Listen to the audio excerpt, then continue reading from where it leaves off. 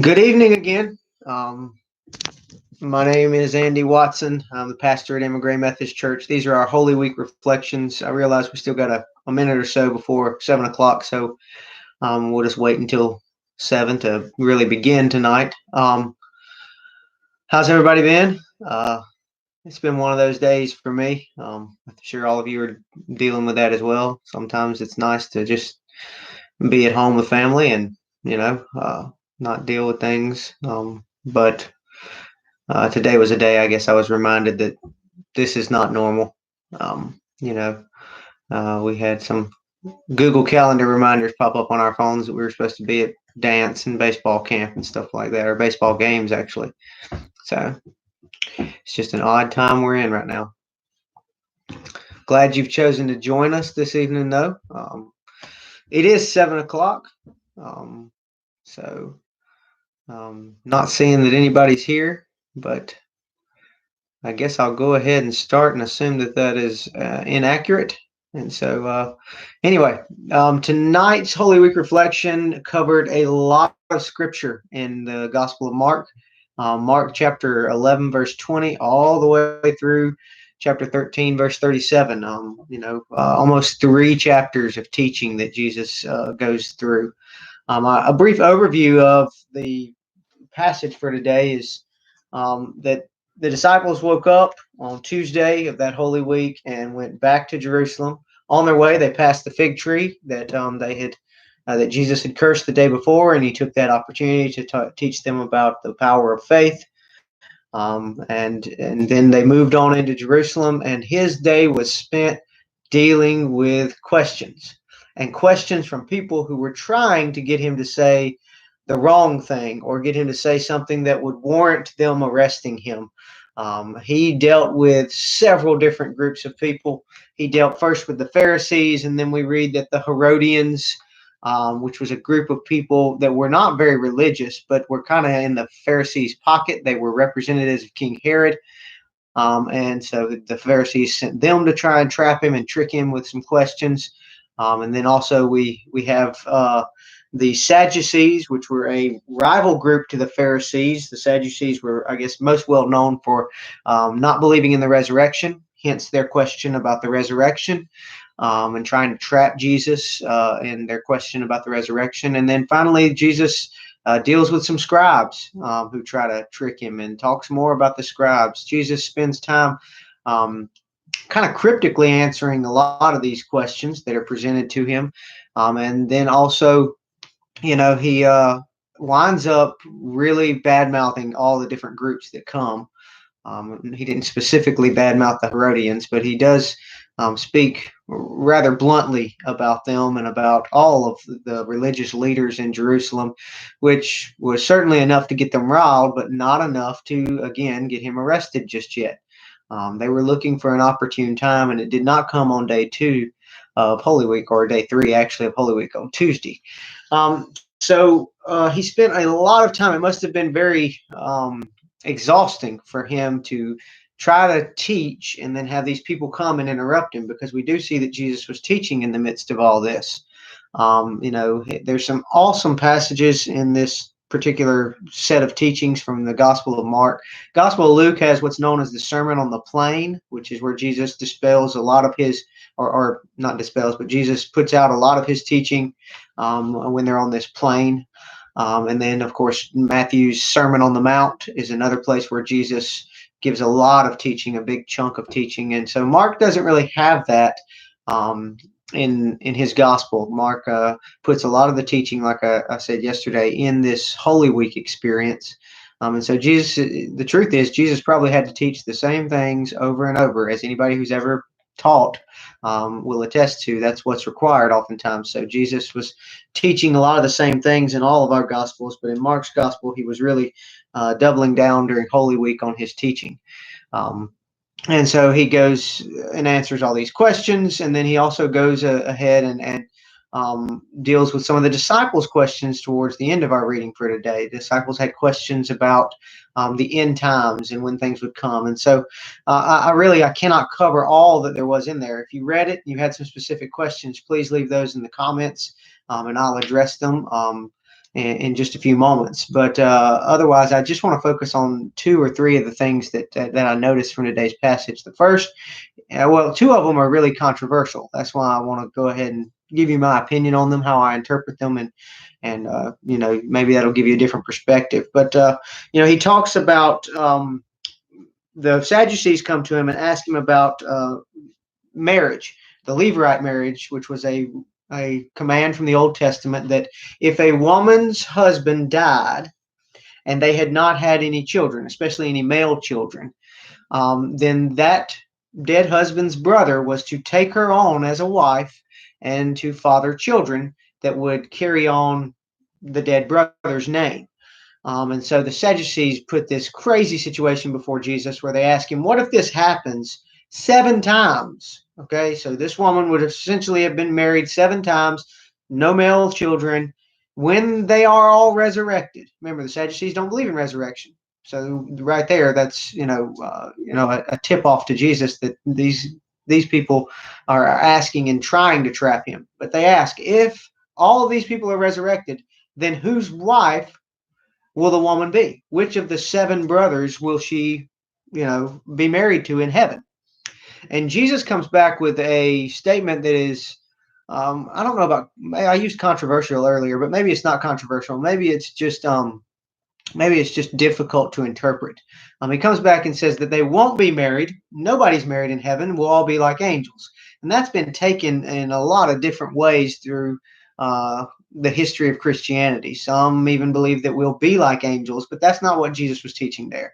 And Jesus is really not teaching about how relationships will be in heaven. What Jesus starts with is by telling them that they're asking the wrong question, and that they're asking about the dead when the truth is God is a God of the living. He ends that little segment there by talking about, is this not the reason you are wrong? Because you know neither the scriptures nor the power of God. So he tells them right off the bat, you don't know what you're talking about. For when they rise from the dead, they neither marry nor are given in marriage, but are like angels in heaven. Not meaning that we have, wings or halos, which are not even scriptural anyway, but meaning that angels don't marry, and so therefore there will be no marriage in heaven.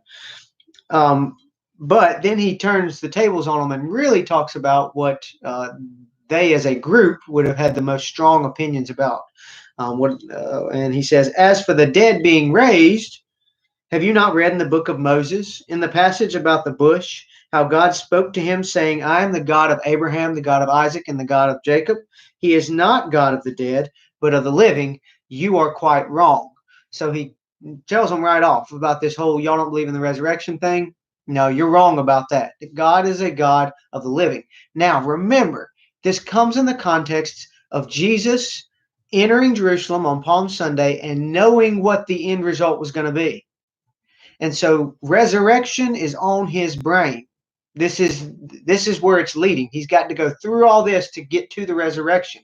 And so there's that, it's not anger that I think we hear in Jesus' tone, or we could read into Jesus' tone, but it is urgency and importance that they're wrong about this. There is a resurrection, almost as if, not that Jesus was needing to convince himself, but almost as if he was pumping himself up for what was to come. There is a resurrection, which is what we as Christians, believe in. As a matter of fact, I really believe Paul hit the nail on the head when he said that if there is no resurrection from the dead, then we are to be pitied more than most for following Jesus, because the way of Jesus is hard. And if there's no eternal life, if there's no resurrection after our earthly death, then this is really pointless. And so Jesus is saying, no, you're wrong about the resurrection. God is a God of the living. And he talks about the Old Testament passage where God says himself, I'm the God of Abraham, Isaac, and Jacob. Not I was the God of Abraham, Isaac, and Jacob. And so Jesus is really trying to hammer home that resurrection is real, and that God will raise those from the dead. And so that's a difficult passage. I guess what I'd say is, for those who want to kind of extrapolate how marriage will or will not work in heaven, or that we will or will not be like angels and all that kind of stuff, is that's not the point of Jesus' answer to the Sadducees. His point was to say, you're asking about this because you have no idea what you're talking about. and you don't have the authority to ask about something you don't even believe in, and to question and try and trap me. And so that's where that comes from. And then the other difficult passage to understand, it comes from the end of today when Jesus was talking to his disciples. He spends most of chapter 13 talking about signs at the end times. And again, he says some pretty difficult things to understand. But he basically says that there will be, and this is the end of chapter 13 that I'm going to read from. It's just chapter 13, verse 32. But concerning that day or that hour, no one knows, not even the angels in heaven, nor the Son, but only the Father. That's the first difficult one to interpret. Not only does the angels not know, and no one knows, but even I don't know, is what Jesus is saying. And again, how could Jesus have said that if he was truly God? And that's where we get back to the idea that he emptied himself of some things, and it's a mystery as to what exactly he emptied himself of. But part of that was the all-knowing nature of God. He sat on a shelf, so to speak, in heaven, and then came to be put on human flesh. And so that's how we interpret that Jesus could say that not even the Son knows. But then he says, be on guard. Keep awake, for you do not know when the time will come. It's like a man going on a journey when he leaves home and puts his servants in charge, each with his work, and commands the doorkeeper to stay awake. Therefore, stay awake, for you do not know when the master of the house will come, in the evening or at midnight, or when the rooster crows, or in the morning, lest he come suddenly and find you asleep. And what I say to you, I say to all, stay awake. So Jesus' point in all of this, again, is not to give us, here's what's going to happen at the end times, and here's what's going to happen. As a matter of fact, he says there'll be wars and rumors of wars and different famines and all this stuff. Other people will come in my name, but that is just the beginning of the end. And then he delivers this other passage that in verse 30, he says, truly I say to you, this generation will not pass away until all these things take place. Heaven and earth will pass away, but my words will not pass away. And so that has also been a point where atheists and those who don't believe in Jesus have pointed to the fact that Jesus predicted something that obviously didn't happen, because the end did not come before that generation died off.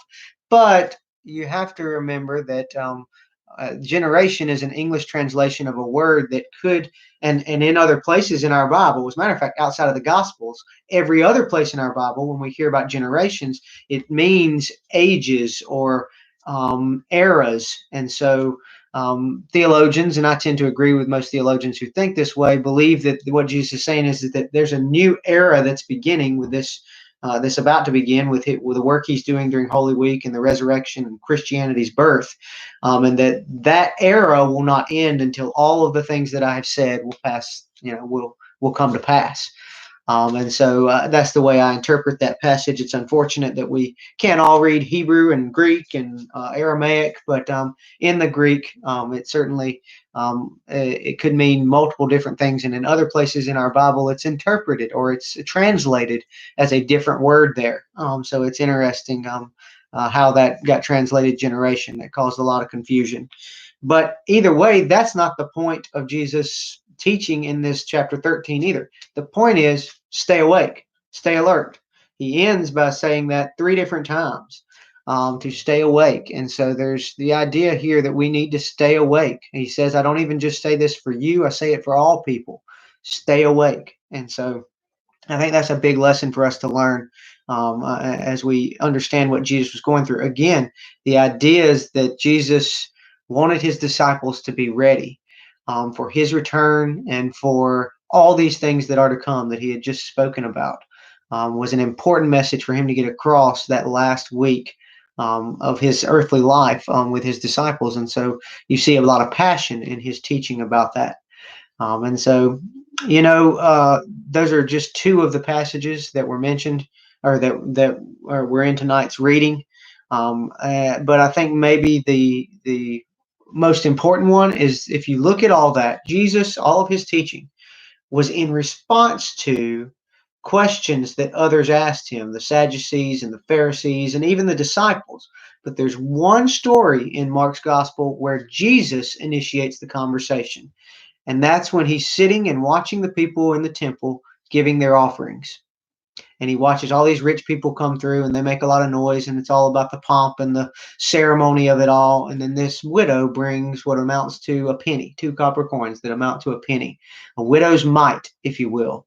And she puts them in, and he calls his disciples to him and says, she has given more. She has given more than all these others who made a big deal out of all their clanging coins that went into the coffers. And so I tend to think that Jesus, remember, this is the only conversation he initiates in the Gospel of Mark, according to the Gospel of Mark. And I like to think that Jesus is maybe thinking, what I'm about to do by going through this fake trial and enduring this execution and suffering and pain and all that, will be just another day for most people, even most Jews, but certainly most of the world. It will seem like just 2 pennies, but it is so much more than that. And so I think that Jesus, in sitting there and observing what was going on in the temple and how everybody was bustling around and everybody had their show that they wanted to make of their offering or their piety or their, their religiosity, this woman who just quietly puts in everything she has. And that's exactly what Jesus did for us, is put in everything that he had. He put in everything, his whole life, even enduring the wrath of God on our behalf. And although others may look at it, and certainly they did on Holy Week, but even today, others may look at it and it's just another regular thing. It's just another day. It's taken for granted. It's a given. But Jesus wanted to make sure that his disciples knew that sometimes the thing that looks like this, it's not that much at all, compared to what else is going on, is really the most significant thing, because it is born out of somebody giving it their all. And so today's passage is all about Jesus addressing all these different questions coming his way, and people seem to be following him around.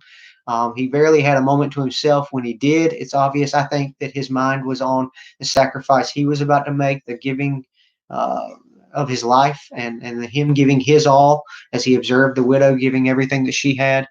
And I think that he was worn out by the evening of Tuesday when they left Jerusalem and went back to Bethany. I think he was truly, really exhausted, which is why, according to many traditions, there is no scriptural evidence for anything to have happened in Holy Week on Wednesday. Maybe Jesus was recuperating on Wednesday of Holy Week. But I've selected the next passage, chapter 14, verses 1 through 10 for tomorrow, because I think that you can make a case that this actually does fall on Wednesday, depending on, again, how you look at the way that they interpreted days, whether or not they began in evening, which is when the day really began, because one day ended when the sun set, and then that night marked the beginning of the next day for them. And so, I think that you can make a case for what happens in Mark chapter 14, verses 1 through 10 to be the events that took place on Wednesday. And again, it's not much that we have, but it is something there. Mark 14:1 begins with, it was 2 days before Passover. So Passover celebrated on Thursday, then that's Tuesday.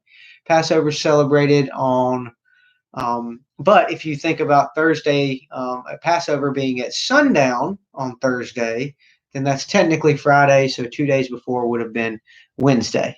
So we really just don't know exactly what that time frame is like right there. So anyway, if there's any questions, I'll hang on a couple more minutes to see if you have any questions. If you didn't get to read today, I encourage you to go read it. There's some challenging stuff, some difficult stuff, but above all, just know that Jesus was beginning to get worn out. And he was trying to pack as much teaching in as possible at the religious center in Jerusalem, at the temple. He was constantly avoiding traps and having to deal with all these people who wanted to see him arrested and to ultimately see him dead. And it was wearing him out. But yet in the midst of that, he still was also emotionally, I think, dealing with the fact that he was going to give his life in just a couple of days. And so, he had a limited amount of time with these people. And so, whatever the lessons from tonight may be, I think that they point to, really, really, the resurrection is what it's all about. That's why it's so important that we continue to meet on Sundays in whatever way we can, whether it's online or whatever, because we are Easter people. We celebrate the day that the Lord was raised. And so I hope you do that. As always, be the church. Wherever you're at, whatever you're doing, be the church. It's more than just walls. It's us. It's the body of Christ. So if there aren't any questions, then I will I'll sign off and say good night, and I'll see you tomorrow at 7 o'clock, day 4 of Holy Week.